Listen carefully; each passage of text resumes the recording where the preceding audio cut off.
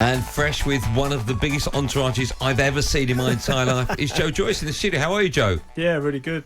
Pleasure to be here. It's our pleasure. Do you have to feed them all, or do they feed for themselves? There's a lot of people you brought with you. Yeah, we actually had lunch not too long ago at Adam's office, Brand Smith's. So, I'm full and ready to talk. To have a chat with us. That's yeah. Do you know what? It's quite bizarre because we're very lucky here at talkSPORT. We get, the biggest names on the planet, not just in sport, but in movies, in pop.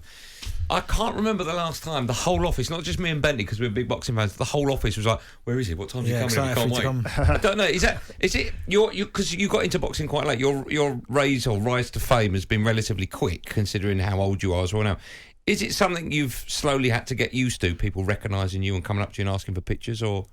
Well, over the years it's picked up, especially going to the Olympics, etc. I got more people coming up to me, and the bar win shot me up even more. So more people recognise me off the street, not just boxing fans.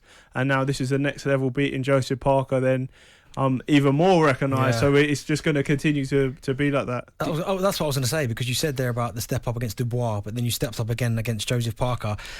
I mean, what have people been coming up to you and saying? There must have been all kind of admiration for the fight and the way you kind of destroyed him. Yeah. They love my knockout and love the way I fight and blah blah. It was a juggernaut. I like some people sometimes on the street and people recognise me like beep beep beep. It's like, all right, mate. When you're getting into the boxing ring at any level, okay, I'm going back to when you were a kid as well, because you got into boxing quite late, or professional boxing at quite late. Do you get nervous? Do you get excited? Do you become a different person? If me and Bentley maybe came into a dressing room before a fight, would we see and speak to the same Joyce we're speaking to now? Or is it a totally different person? Yeah, be the same person. I probably would be focused on the fight and what I need to do and get my warm up and stuff going. But the week of the fight, you could talk to me normally, except for probably fight morning, fight afternoon if I'm not sleeping. Yeah, but I need to really switch on at that time when I get to arena as well. So, and go through my warm up drills and my rituals, getting ready to get into a fight. Do you know what, you say that, and I've always wondered this. I've always wanted to ask someone about it before the fight, when you're getting your stuff done and the cameras come into the changing room. Yeah, are you someone that likes that, or would you prefer them not to be out there and then the cameras only see you when you're doing your ring walk? No, I don't mind a little bit, as long as the camera's not there constantly, recording the whole thing. Yeah, I don't mind if they come in and they do a little bit here, a little bit there, and I get a bit of my warm up and stuff. Yeah, it's quite good. We're obviously from an observing point of view for entertainment. When I go to fights and I see the people in the dressing room and that, and yeah, it kind of builds the fight up, and you get it's nearly time for them to go in for the ring walk or whatever. But it's nice. It must. Listen, if people did want to chat to you, you're not doing well, and if everyone wants a part of you, you obviously are. Today we're something like your 12th or 13th chat. Is that right? Yeah, I don't know. I've lost count now. It's been a full-on day. But that's what your life is like now, right? Everyone wants a piece of you. They want to sit down and speak to you. Yeah, it's all right. It's part and parcel. There's even from GB, there was media days where they'd all where all media are coming in. You have to do loads of interviews. But yeah, it's solely on me now. So, but yeah, it's good. I'm getting it all done in one day. So then tomorrow I think I've only got one. Oh, okay. Come back in tomorrow if you want. We don't mind. You can spend another hour with us. Where are you at now? We know, of course, you won at the weekend, right? And we'll talk about the fight. We'll talk about the knockout in just a moment. But from a boxer's perspective, even if you don't know your next fight, are you still in the gym? Are you still training hard? What happens? Do you have a day off?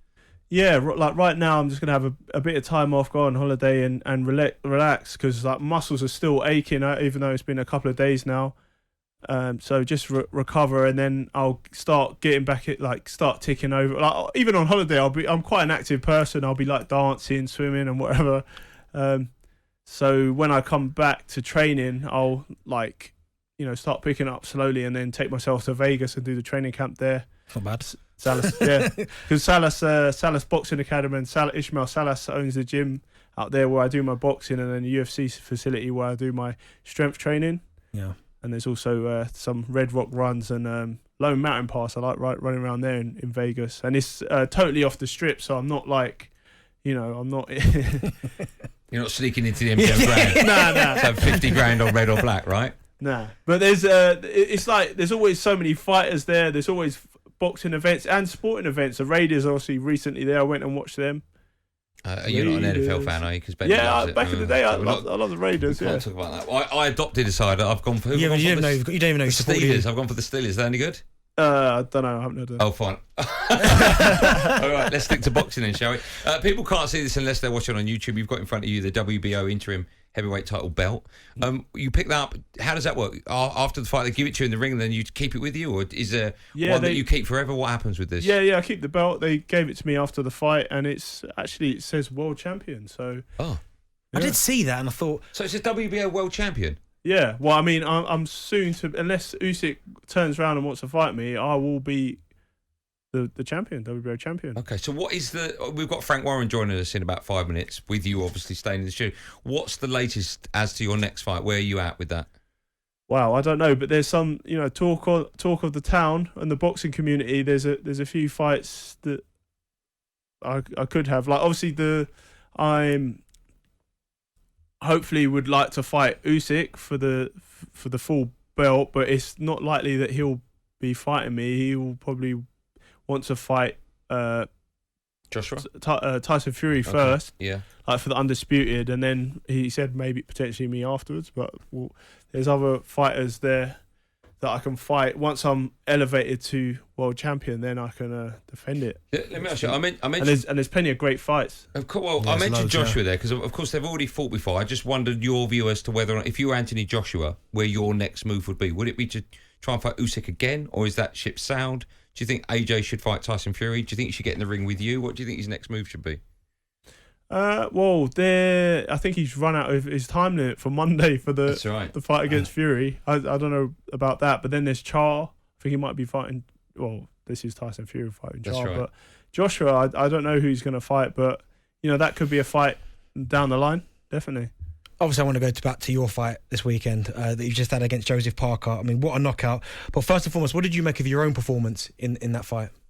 Yeah, it was a tough fight. It was a great performance looking back at it, because obviously when I'm in there in the fight, then I see it first person. I can't really gauge how I've done. It's been a tough fight. I had to push through and get forced to stop it, forced to knockout, because it was a tough fight. I was hitting him with everything, and he was still coming forward. He's coming back with me with three, 4 punches, and it wasn't until the 11th round that I landed that left hook, and that finished him off, and he beat the count. I mean, he got the 10 count. Yeah.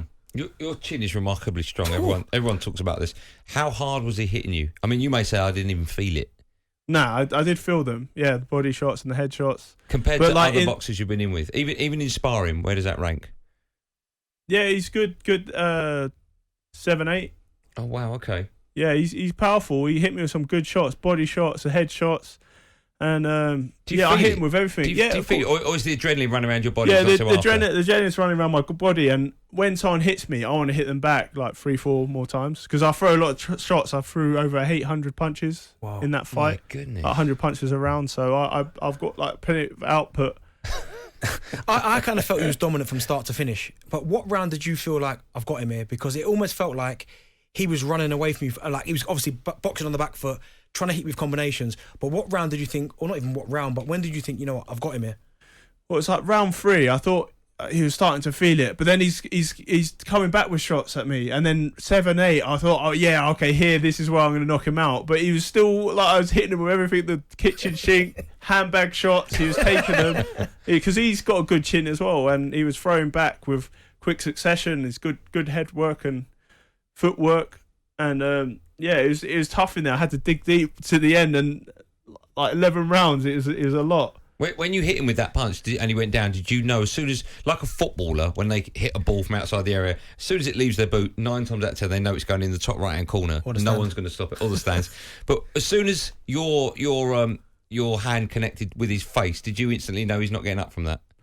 Yeah, when I knocked him down and I walked off, I just walked off, and I because I hit him hard, like that was a big hook, and I walked off, and I thought it could have been stopped by the cart, because I think it was in the 10th round. I opened up his eye with a cart, and I think okay, the ref's gonna have a look here, and maybe the doctor would have to have a look, because the blood was dripping in his eye, and I thought it might be stopped. He from kept the wiping cart. it, didn't he, with his glove? Yeah, and so I thought, but then when I made sure of it by by hitting him with the left foot. Yeah. I'm curious, when you're fighting and I'm watching it on the telly, or even if I'm there, I'm lucky enough to be ringside, I can hear lots of fans ringside giving you advice, and I can also hear your corner telling you what you should do. Can you hear them? Are you taking that on board? Your corner, obviously, more so.